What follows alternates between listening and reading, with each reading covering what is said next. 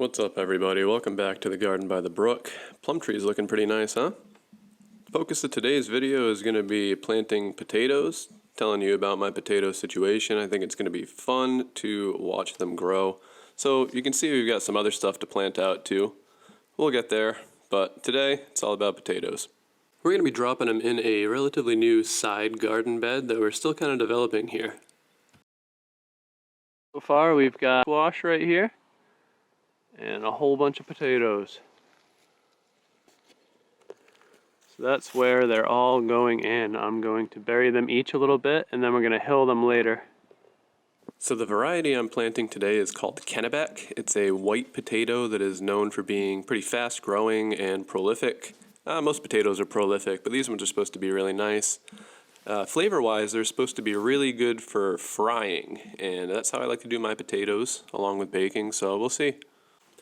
I'm starting with about 10 pounds of seed potatoes. The way I look at it, this is about one large bag, and if I could go 8 to 1 or 10 to 1 on my harvest, that'll be like having 10 bags of potatoes laying around in the ground, ready to use whenever I want them, nice and fresh.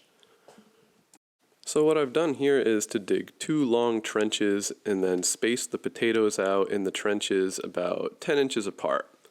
That allowed me to fit all of them pretty nicely in the remainder of this bed that is not going to be hosting squash. So this bed is really new, like we said, so the quality of the dirt isn't quite there yet. We are no-till organic gardeners for the most part, so it can take our beds a while to really build up a nice microbiome where things are breaking down and lots of nutrients are available. So what I'm doing, since I'm already down in the trench, is I'm actually digging about 1 shovelful down or 1 spadeful down and then burying the potato there. So when the tubers start shooting up new growth, I'll be able to fill in the trench first. And then once they go up another few inches, I'll be able to hill them, and that'll give me a lot of soil space for potatoes to develop and potentially increase my yield.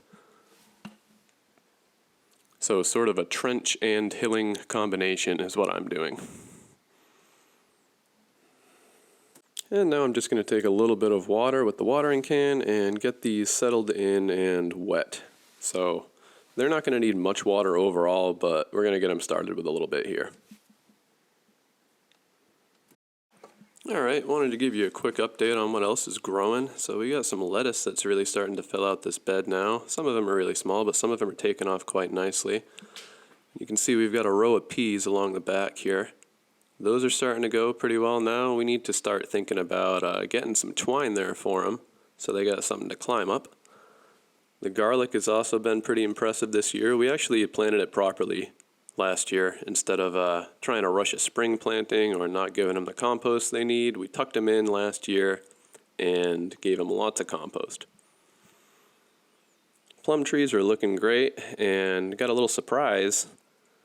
Looks like we might get our first apples this year. This variety is called Enterprise. I don't know what an Enterprise apple tastes like. Hopefully it's decent. And I couldn't resist filming the plum tree right here. The light was just catching all the flowers so nicely. By the time I'm posting this, it's just, I don't know, not even a week later, and most of those flowers are gone already. Here you can see our pear tree is also flowering. So, man, we got the potential for plums, apples, and pears this year. Pumped. Here's a shot of some rhubarb. I don't know. What I really wanted to show you is these raspberries. We've made a point of spoiling these this year with lots of compost, lots of weeding. We want raspberries, man. I want to fill my freezer with raspberries. I absolutely love homegrown raspberries. Raspberries, raspberries. How many times can I say it? Anyhow, my daughter really likes them too, so I'm extra motivated.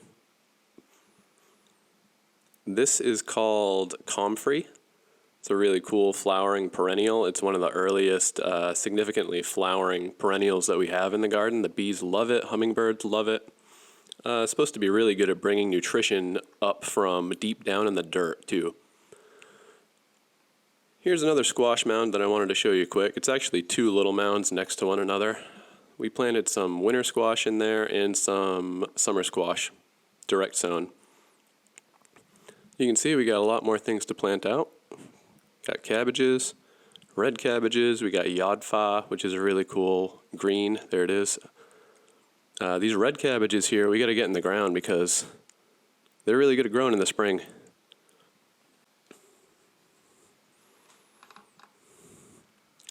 And here we go. The asparagus patch is starting to take off a little bit. I'm not sure if we're going to get enough, if it's going to come in enough force for us to feel like we can harvest it.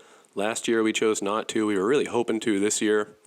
We'll see what happens. It looks good so far, and the stalks that are up the spears that are up are very thick. So here's hoping.